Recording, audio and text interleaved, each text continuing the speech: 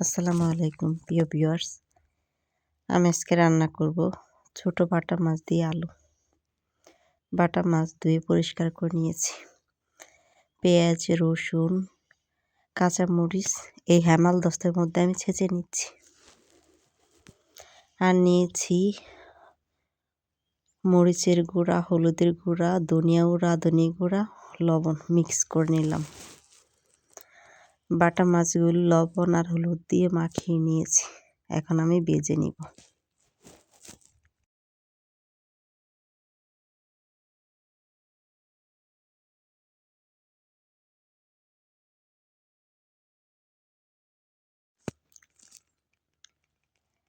এক এক করে সবগুলো মাছ দেওয়া শেষ। এখন আমি মাছগুলো আস্তে আস্তে করে উল্টে নিব।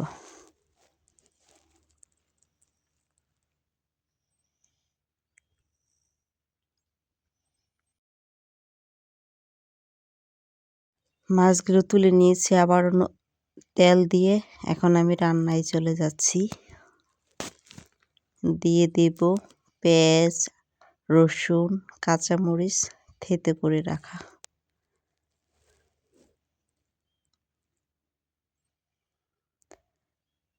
এইগুলো ভাজা হয়ে গেলে আমি মশলাটা দিয়ে দিব।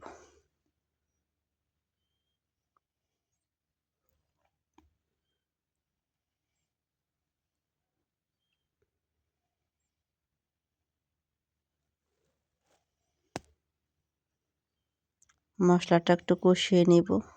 যখন মরিচগুলো পানি শুকিয়ে তেলগুলো পুরোটা আসবে, তখন আমার মশলাটা কষানো শেষ হয়ে যাবে।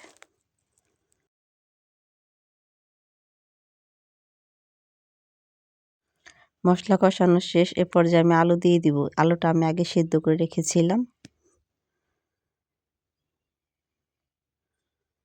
এই আলু দিয়ে আমি আরেকটু হালকা কষিয়ে নেব।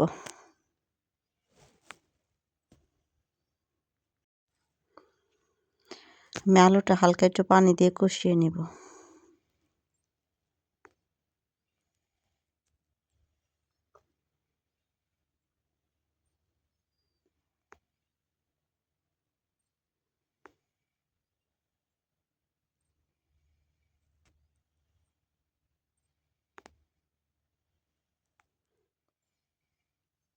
ঢেকে দিচ্ছি। আলুটা কষানো শেষ। এ পর্যায়ে আমি রান্নার জন্য ঝোল দিয়ে দিব।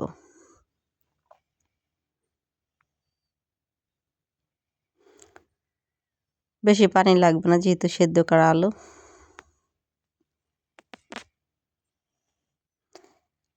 এখন আমি ঢেকে দিব। পানিটা যখন ফুটে আসবে, তখন আমি এই পর্যায়ে মাছ দিয়ে দিব।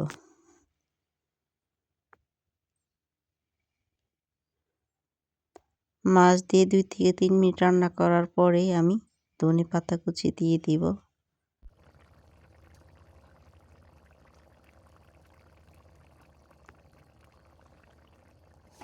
ধনেপাতা দিয়ে বেশিক্ষণ চুলায় রাখবো না, 1 মিনিটের মধ্যেই নামিয়ে নেব। ধনেপাতাটা বেশি সেদ্ধ হয়ে গেলে ভালো লাগে না। ফাইনালি চুলা থেকে নামিয়ে নিয়েছি।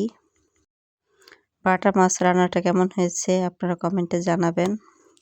যারা আমার নতুন দর্শক আছে, আমার চ্যানেলে সাবস্ক্রাইব করুন। আল্লাহ হাফেজ।